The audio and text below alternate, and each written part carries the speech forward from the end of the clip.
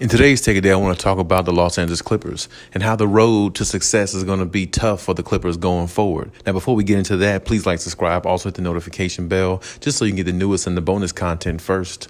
We put out content every day so you won't miss any content here. Let's go ahead and jump right into this.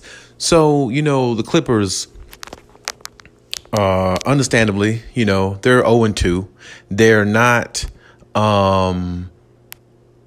They're not playing their best basketball, I think. And, of course, you can say that's due to the fact that Kawhi Leonard is not around, their best player. But, I'm seeing Paul George, step up and play pretty good. And, I think Paul George could be more aggressive. I think Paul George could be a little bit more aggressive in regards to maybe driving to the basket a little bit more. But I do understand he doesn't want to tire himself out too much because it's a long season still. And you still got to go through the season, then try to make a run in the playoffs. It's just really hard. So I definitely understand. But at the same time, there has to be a level of consistency that's going to help this team win, and to get this team to win, you're going to have, Paul George and everybody step up. Highly. Now, like I said, I've not been impressed with Marcus Morris here the first couple games. I'm not saying that he won't improve or anything like that, but the first couple games, I feel like he could have put in a little bit more effort on both ends of the floor. I wanted to see more out of Luke Kennard. I'm not seeing it so far, but it's okay. Like I said, it's early in the season, but I'm going to say, hey, about game by game, like I said, game number 10, I'm saying, I'm looking at their schedule, in the next week or so, they got Portland twice, and that's probably about the hardest team they play. They play Cleveland a couple of times, I think, and they play the Thunder. I'm looking at their schedule for about a week. From now, I say like about a week or 2 weeks, they got a pretty favorable schedule besides maybe playing Portland twice. And if you play Portland twice, I definitely think they could beat Portland once.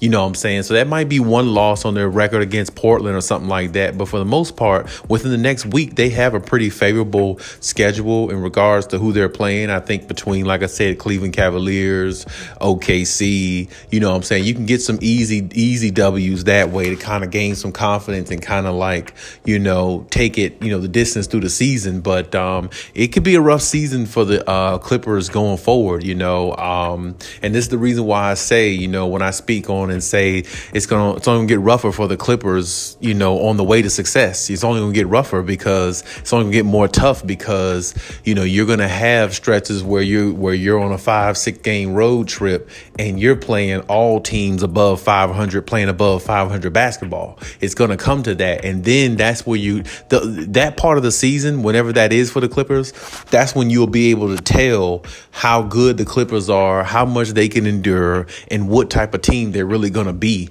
in the regular season. Because, it's hard to really see where this team is going to be, when Kawhi Leonard comes back, because you look at the 2 losses they suffered already. I know it's early in the season, but at the same time, those were 2 winnable games, because if you look at it, when they played Golden State was missing Klay Thompson and James Wiseman. James Wiseman is one of their high draft pick guys that they're looking to turn their franchise, be a franchise changer to a degree. You know what I'm saying? So, along with Klay and Steph and, be a part of their future. And, he has shown a lot of, good, he's shown a lot of promise to me. The few times I've actually watched him play, I was like, yeah, I can see him being a pretty decent big man in the NBA if he could stay healthy, just because of his skill set. So they're missing somebody like James Wiseman, and they're missing Klay Thompson, and Stephen Curry, went off, had his game, his moment, but still, the Clippers should have been able to shut down the Jordan Pooles and the Damian Lees and all them other players, even though they are developing pretty well. I can't say they're not. Those guys are actually playing pretty good. But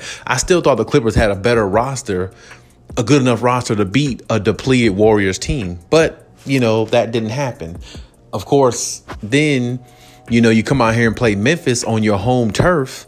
and you lose that game where John Morant looks like he's doing what he wants to do, and you're allowing Jaren Jackson Jr. to come out there and damn near have the game of his life, so it just doesn't look good right now. The defense doesn't look good. I thought, you got to get more out of Morris, got to get more out of Luke Kennard. Terrence Mann is, so far in the season, he's not, looking kind of the way he did in the playoffs, but it's okay. Like I said, it's early in the season, but at the same time, you have to look at it like this. The Clippers need every win they can get. Every win for them is magnified times 2 because they're without their best player and they're heavily doubted, and they are undermanned at the same time. So you had Nicholas Batum come back last night, but you still don't have Serge Ibaka.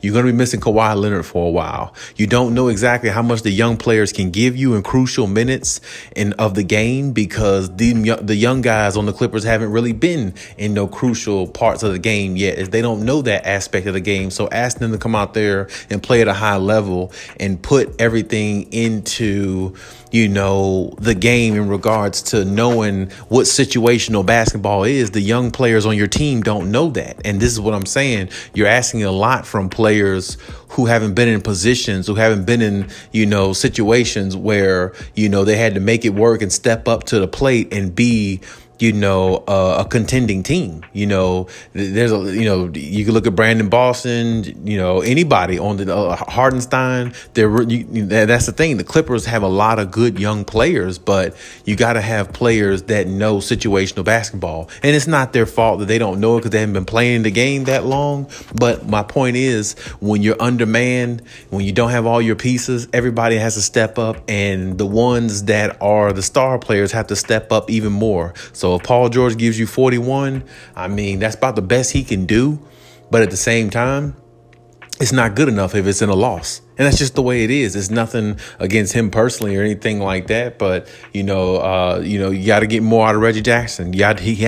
Paul George has to demand more out of Reggie Jackson, has to demand more out of Marcus Morris. Because if he doesn't get what he needs out of them, what Paul George doing doesn't make any difference, because they're still going to lose. So my thing is, Ty Lue's going to have to pull a couple strings out of these players and get what he needs, because right now he's not getting it. And right now they just look like a team that might be a 7th or 8th seed, maybe, I'm saying that right now, the way they're playing, just the body language and all that, it just looks like that. It looks like they're going down that path. And, like I said, the road is only going to get harder. You're only going to play better teams.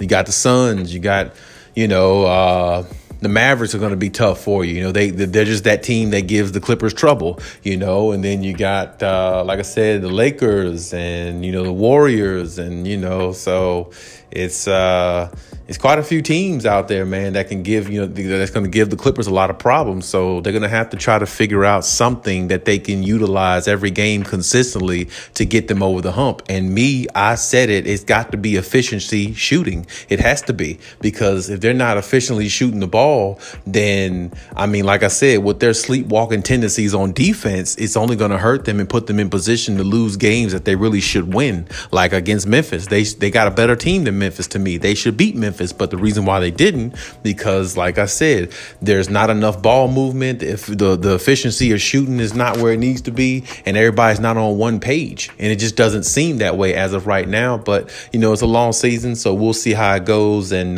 we'll see how it pans out for the Clippers.